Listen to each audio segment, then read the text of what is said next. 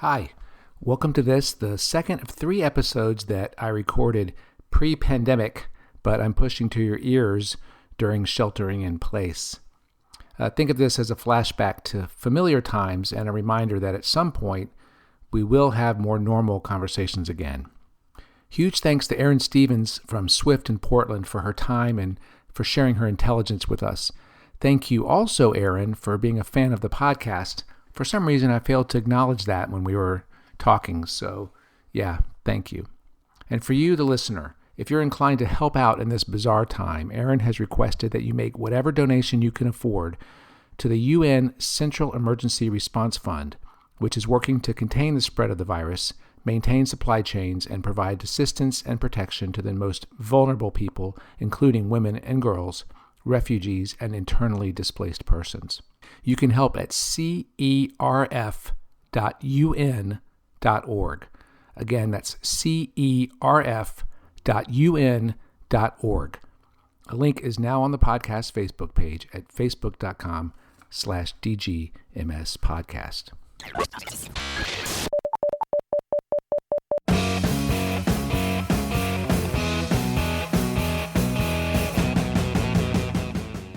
This is Don't Get Me Started. This is a conversation about advertising. And here is your host, freelance creative director and creative circus department head, Dan Balser. Yes, welcome back to another episode. Today we're talking to Erin Stevens, and Erin left school, gosh, how many years ago? I got to do the math on that. 7 years? 7 years, 7 years ago, and I'm going to, Erin, I don't think Erin and I knew each other very well. I knew Chase a little better, her husband. Erin was I guess, design and interactive design development here at school. A little bit of everything. I did graphic design in, I guess, college, and then didn't really know what to do, but I know I wanted to come here, so I just kind of asked them what else my portfolio needed. I think you were my association with Chase's wife was you were kind of a myth. Like you were there. I think I might have seen you in the hall once, but I don't think we ever really chatted or whatever. Yeah. All right, so the listeners know, Erin went to Baylor University before coming to the circus. She worked at as she refers to it, the Whole Foods of Texas Central Market as an art lead. Worked at Nebo Agency. She was an intern at Goodby Silverstein and Partners. She was an intern and then an art director at Crispin Porter and Boguski. That is in Boulder, Colorado. Then GSD&M, art director for about a year and a half-ish. That's down there in Austin, Texas. And for the last 2+ years, almost 3 years now, is at Swift Agency in Portland, Oregon. That's right. So welcome back to the circus, by the way. Thanks. I feel like it's weird to be here. It's a little weird. I remember, I feel like this podcast is maybe the most surreal part, because I remember even whenever I was working at my job and at Central Market in the closet that I started my career in. Wait, just be clear to the listeners that you mean literally inside of a closet, not that you were in the closet at the time. Right, I was not in the closet. Closet. No, literally in the closet. So I worked at the grocery store. Had my graphic design degree, and my first job was at a grocery store making price signs and sometimes some painted signs that they thought were cute but really never asked for. And I listened to Don't Get Me Started podcasts all the time because it was my little closet. That was all mine. Oh my God, that's so cool. Yeah. I thought that Max's was the first one you heard. No, I listen. I mean, it's the first one I've probably heard in years, but I definitely listened to all of them before I came to the circus. Yeah, so that's when you started at Central Market in June of 2011, this podcast was already 4 years old. Yeah. That's ridiculous. Listen to 4 years of it. Okay, so the question I hadn't even thought of asking you, now that we just went through your sort of quick top line LinkedIn resume, Portland, Austin, Boulder, San Francisco, Atlanta. These are good cities. I know. So which one do you talk about your favorite city for a second? I'm assuming right now you're kind of leaning heavy Portland, but where have you enjoyed living and when you were in those places, did you have the opportunity to enjoy local culture and the cities that you were living in? Mm-hmm.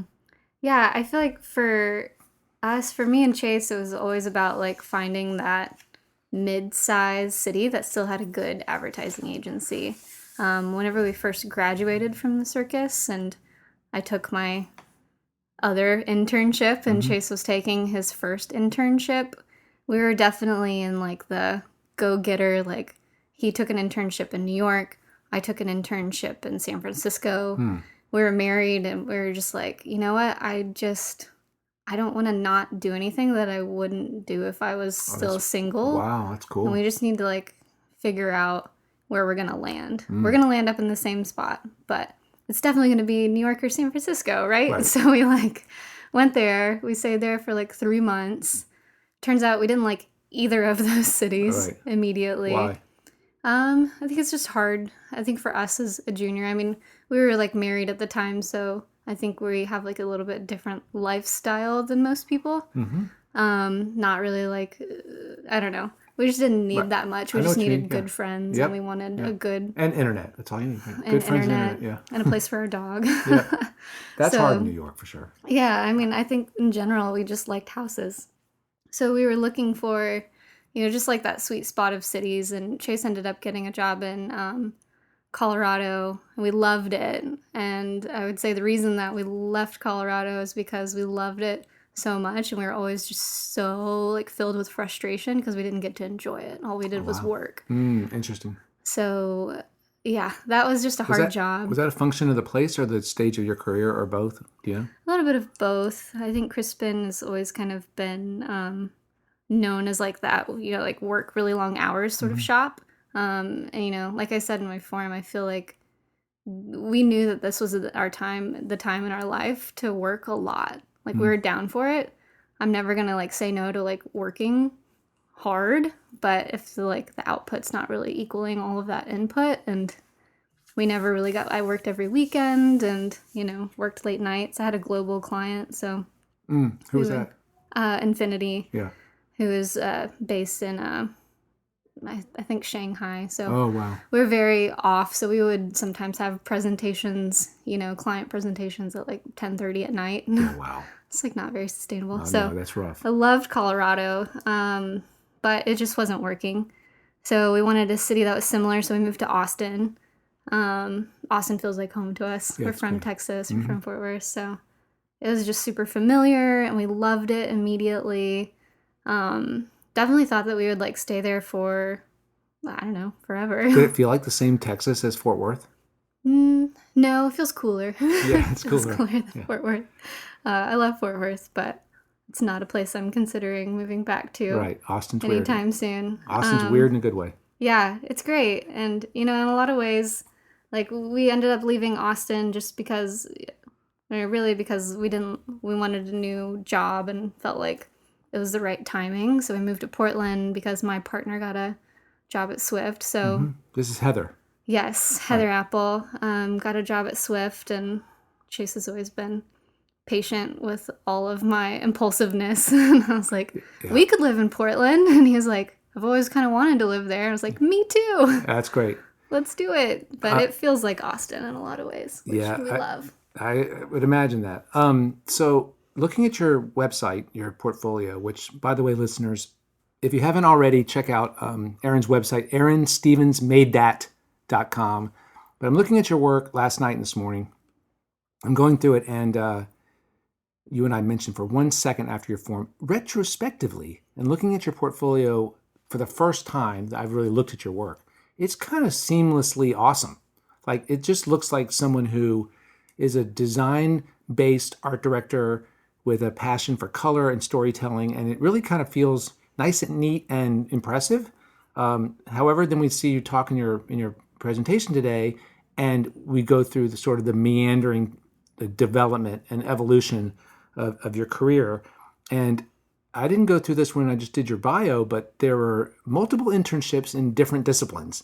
And I just want to talk a little bit about how you have approached these different moves that you made, where a lot of these, and I didn't say to the listeners, just so the listeners know what we're talking about, there were internships.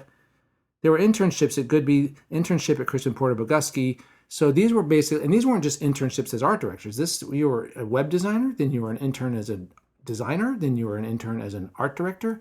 Talk a little bit about the experience of those moments of starting over. Did they feel like you were taking a step back? Did they feel like you were trying to find yourself? Talk a little bit about the fluidity of someone's journey, and things aren't always being perfectly linear. Yeah, I would say that it's hard because honestly, the internships, like in my mind, they did feel like a step back. Right. Like it felt like something that I was like, okay, even in the advertising world, if I'm like, I try not to be comparative, but I am competitive, and I just, my friends aren't doing this that are outside of advertising. That feels weird. They have careers, and I have my 7th internship. What's wrong with me? Am I broken? But I think that I did understand that there was at least, again, it was the time in my life where I could do it. I'm not going to have the opportunity forever.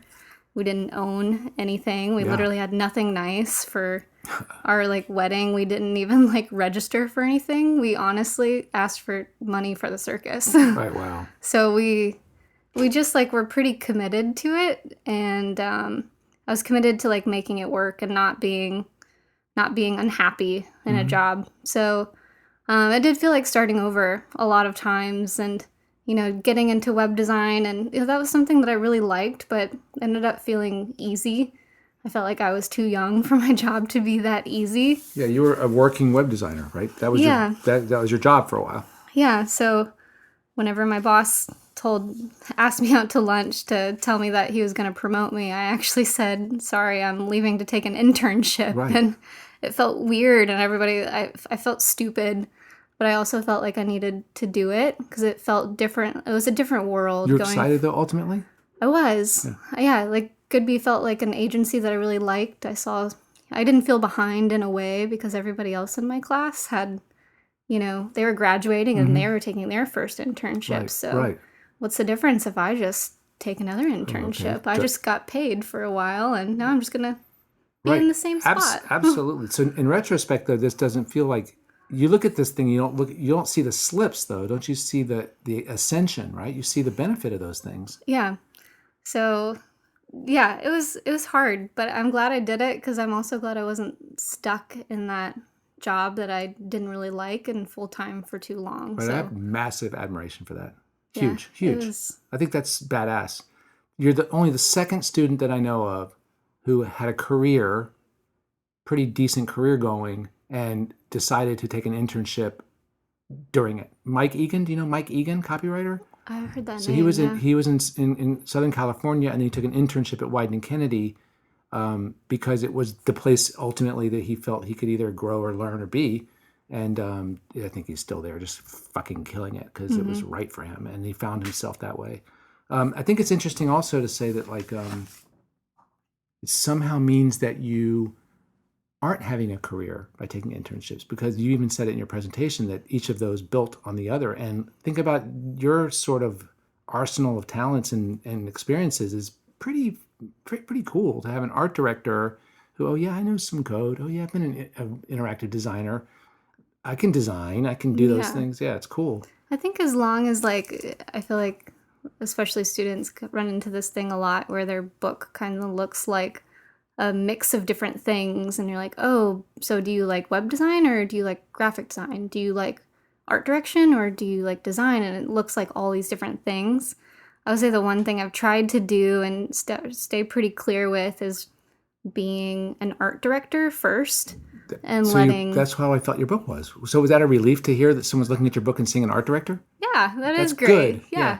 Because that's what, I think for me, I just found that makes me happiest. I feel the most fulfilled whenever I'm art directing versus doing other things. And the other stuff is just, it helps me be a better art director. Right, makes you be a better one, right. Yeah, right. And I don't get that urge to I want to be a designer again. Oh, I want to be a web designer again. Now I'm able to use that web design skill where Tivana needed a new website, and I could be like, oh, I can actually do that, and I have knowledge in this. Or we had Made with Code, which is a coding platform for recruiting young girls into coding. I was like, I know a little bit about code. enough to write some coding jokes. Yeah, that's great. That's great. That's all you need. And that's really cool. All right, let's change gears. I got a couple gear changes here, direction changes. I want to talk a little bit about the for the women FTW. So this is a program has happened at Swift, which is basically mentorship for women. Is that right? Is that a good summary of it? Right, that's right. And it's not just creative women. It ended up being a lot of creatives joining it because it launched during Portland Design Week. But it is cross any sort of career paths, and they've got mentors from, some of them are from Swift, some of them are from Nike or Wyden or Adidas. Smart people. Yeah, just like really, really interesting women. And they would take if you signed up for it, you were really part of this. It wasn't just like a forum or a talk that you were going to in Design Week. You were really signing up for some serious mentorship.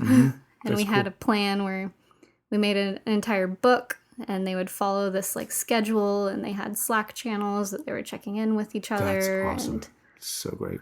So where did this idea come from, and who started it? What stage were you part of that team? Yeah. So it was a woman named Christina who used to work at Swift and had worked for Nike and other big agencies before.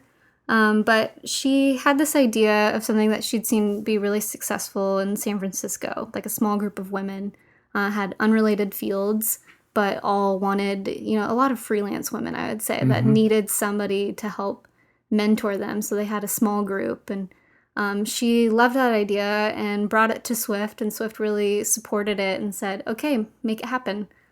So we worked really closely with Christina, we being me and my partner Heather, to really just build it from the ground up. Like Christina was like, wouldn't this be really cool if we had this program? She had so many like thoughts around it, but I feel like we're the people that are like able to make it a reality and like get some action going. So we worked with our creative director, Kat Highland a bit, and Carolyn Harris, the design director.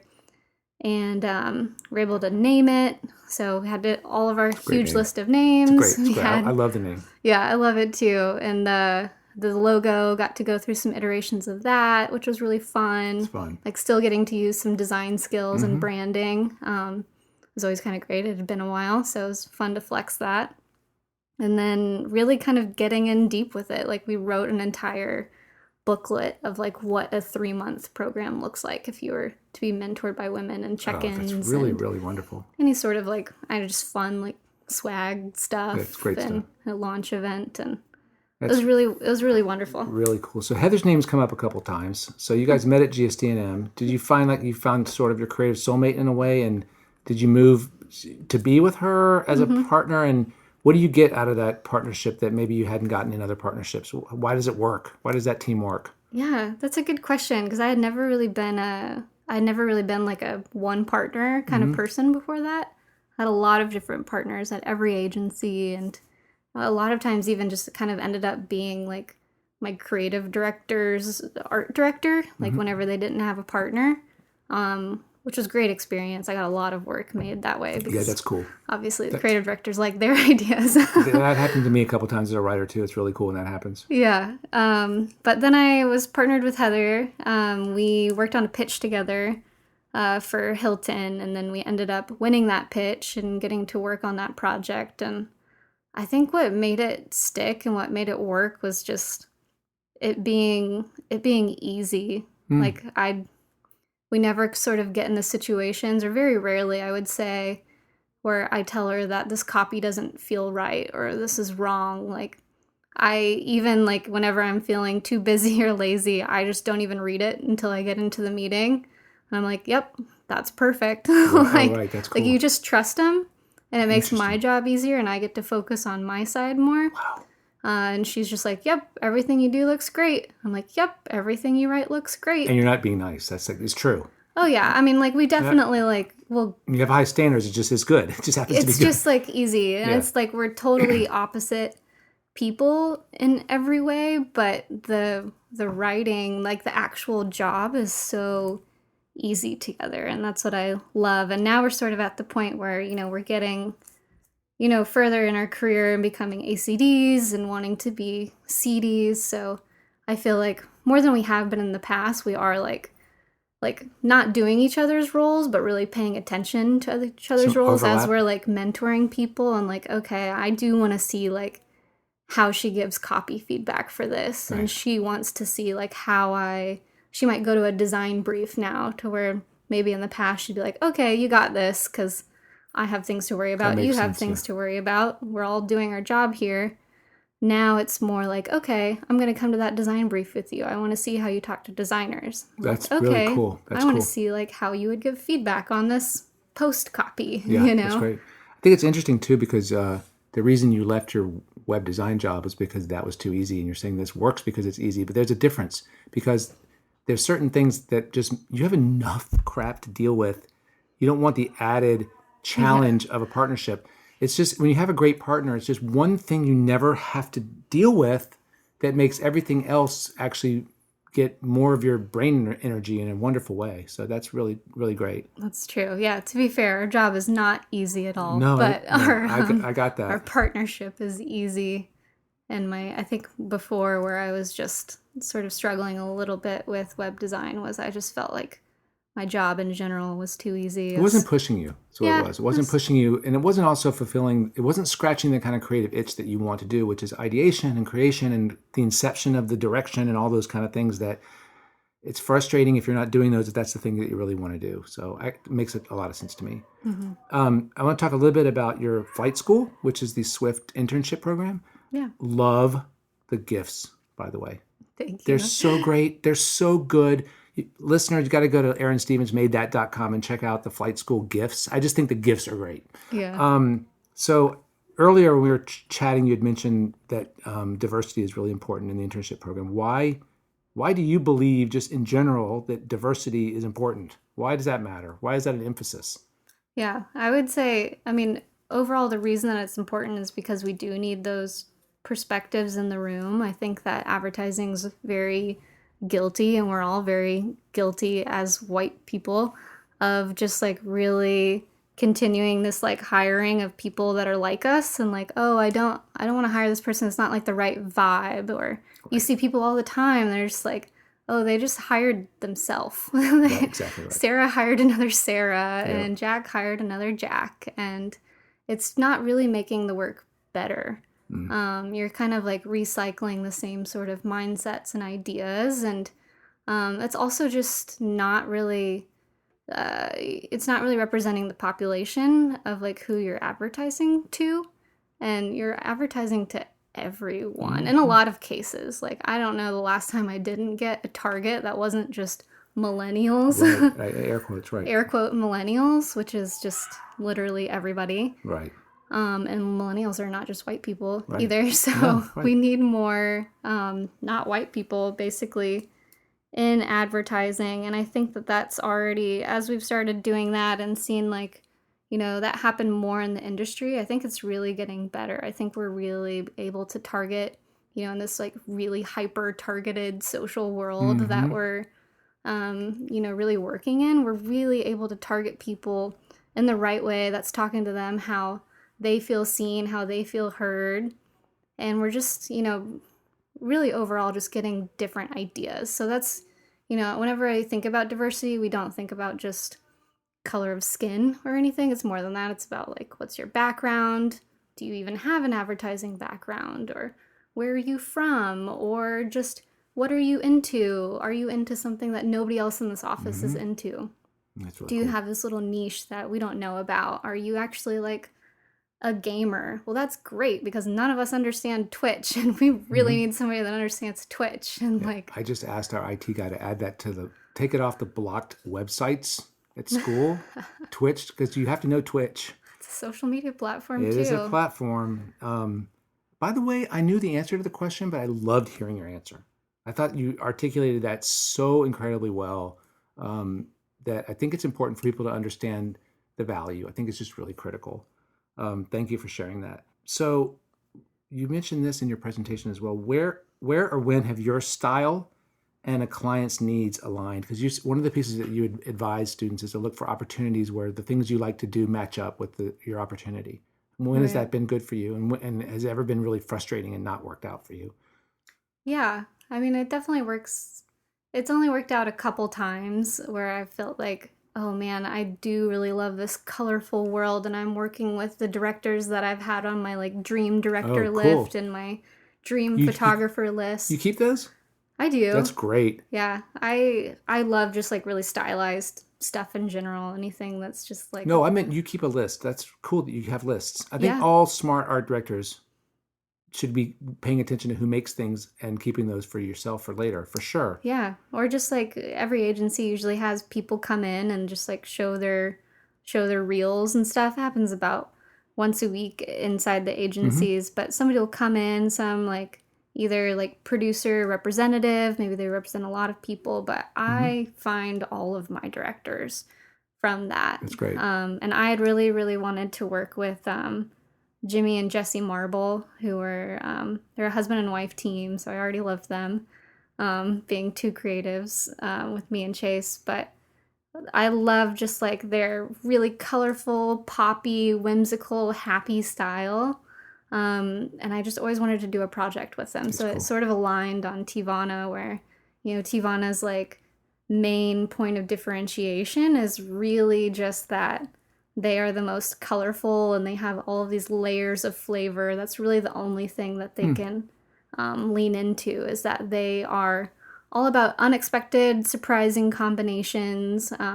It's happy. And you express and that it's colorful. really and I was great like, graphically. This is great. I love doing work like that. That's cool. And Frappuccino is a little bit the same. So is finding that kind of stuff just luck? Can you control that when you're looking at job opportunities? Is that something you can do as a junior, or is that something that you kind of have to earn the opportunity to say, yeah, this is good for me, this is where I want to go, or not? You know what I mean? Like, how does it end up there? Or do you have that perspective?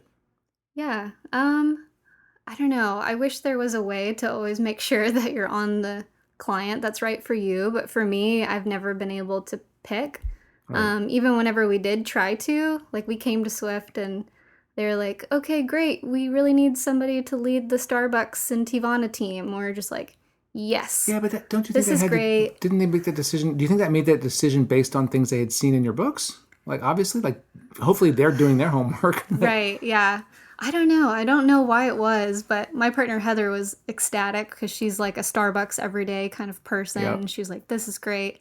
But once we literally, like, as the moving trucks were at our house, they call us, the agency does, and it's like, hey, by the way, you're going to be working on Google now. Yeah. So we never actually worked on it for a year. So here are your colors. Yeah. Have fun. Here's your typeface. Yeah. Have fun. You get white backgrounds and you get this font and you get these colors, and it was a little bit stifling. Like, Google does make some really awesome work, but their sort of bar is about like maybe 1% of the stuff that you present gets made, and a lot of it's, you know, heavily brand guided. And that's not to say that there's no creativity in it. I think everybody loves, you know, Google ads, and they've like figured out how to do it, and they figured out, like, they know what they want.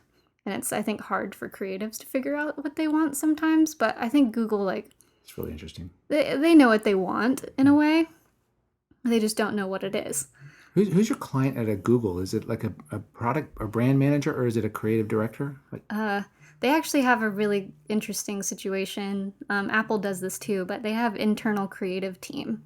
So they've got an entire, like, many creative directors, ACD, that are also reviewing your work after your creative director and ACD have reviewed it. You go through a few more rungs, and, you know, I think for Google and clients like them specifically, the only thing you can do is just not complain about it and really just work with them. Yeah, and like, that's the only way really that Swift has made good work, is whenever we're, like, you know, really trying to partner with them and make things, as frustrating as those extra layers might be. But interesting.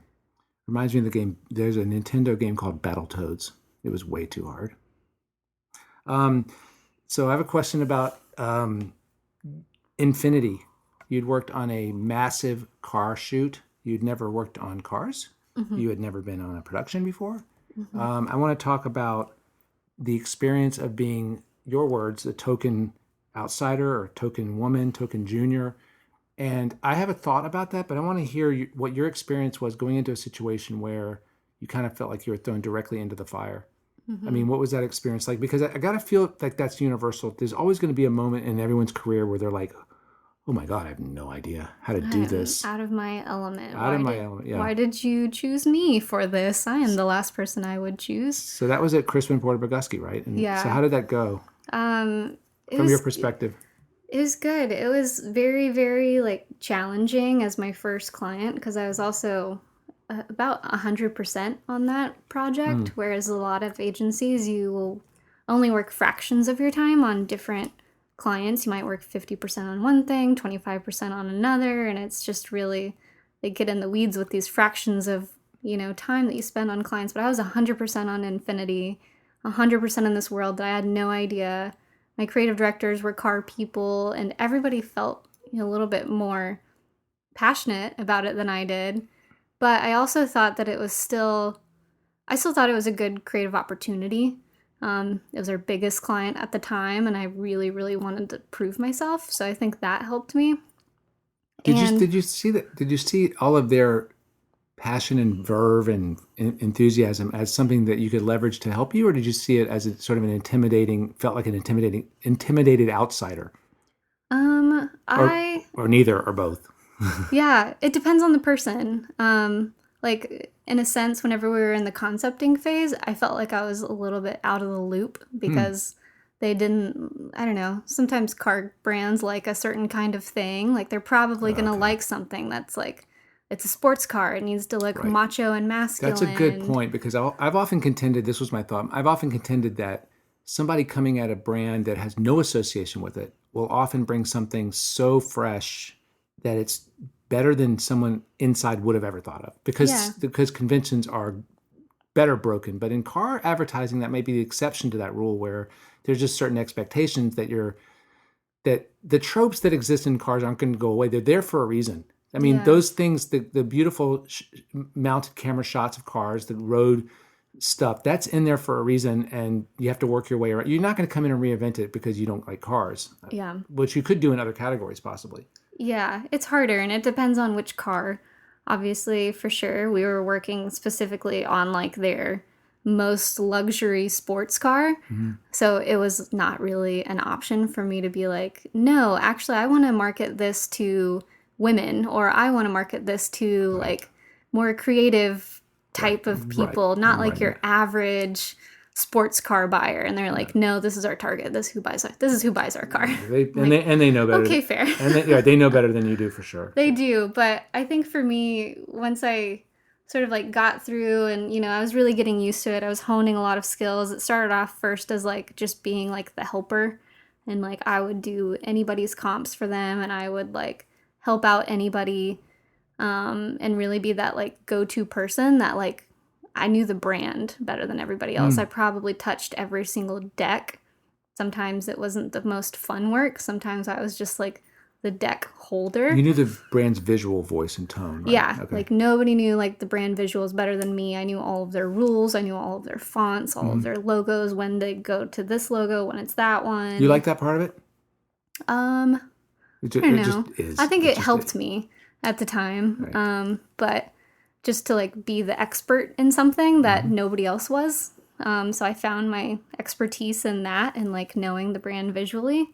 And then I was the helper on everything. And then we did end up selling something through, finally, me and my partner, Josh Shelton, who also went here. And it was really like my first production. And the nice thing that they did was my creative director at the time realized that I was like really kind of out of my element. Productions take a long time. And he gave me a mentor who was a car person. That's so awesome. And was also very, very nice, great mentor. That's so great. And he let me work with him, and then that mentor helped me with everything, like picking photographers, but not picking them, but showing me. What a great education. Yeah, telling me like, okay, like asking me first what photographers I liked, and then tell him why. And then we would pick them together, and he'd be like, this is how I would present it. So I'm like, okay, I just need a template.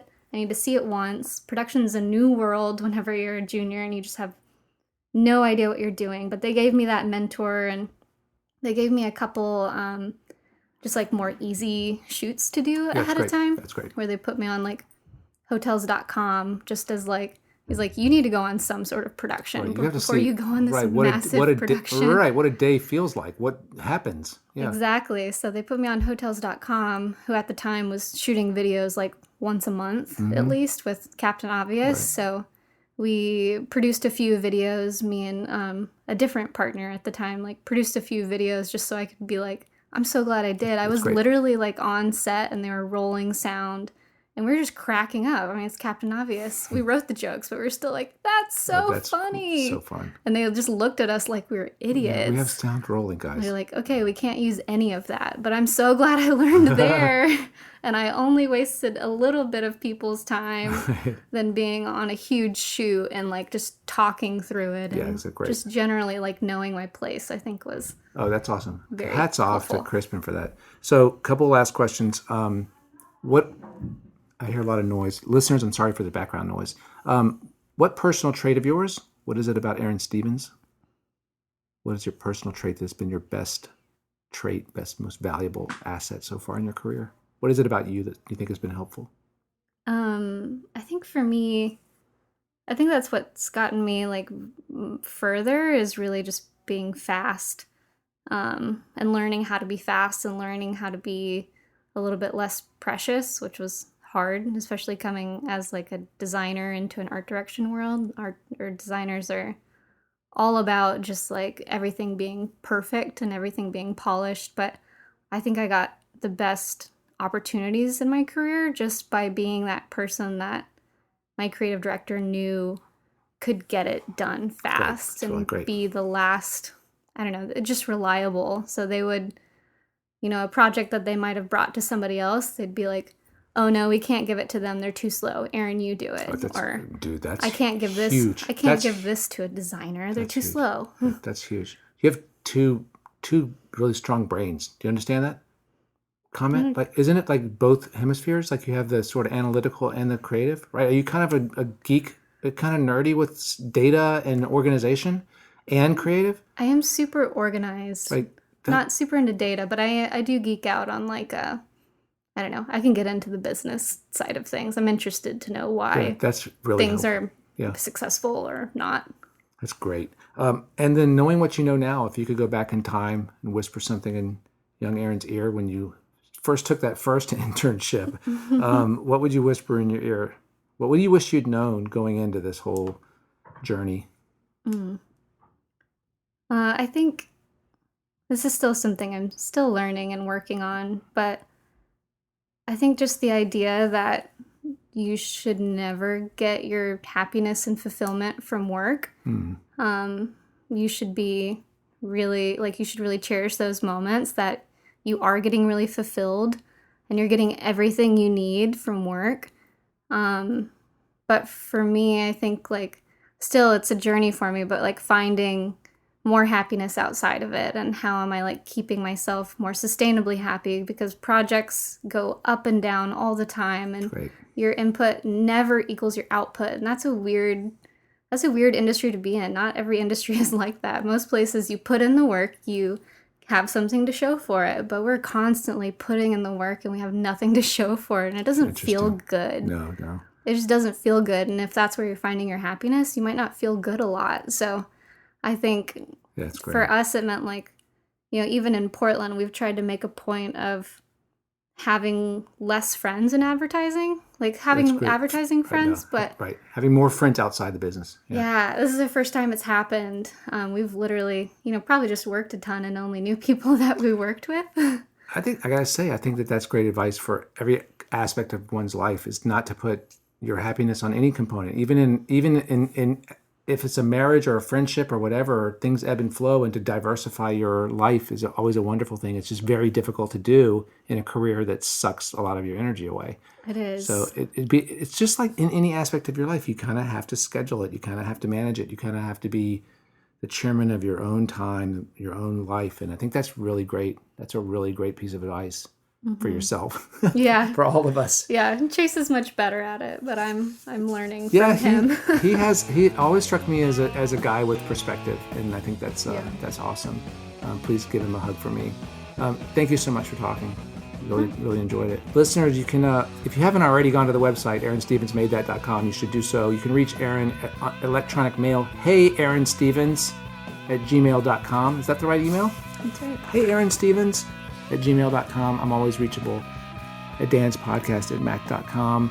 And I'll be back with another conversation soon. In the meantime, let's all hope Erin gets back to the West Coast safely today. Thank you again so much for talking. Thank you. Listeners, see you soon. Bye.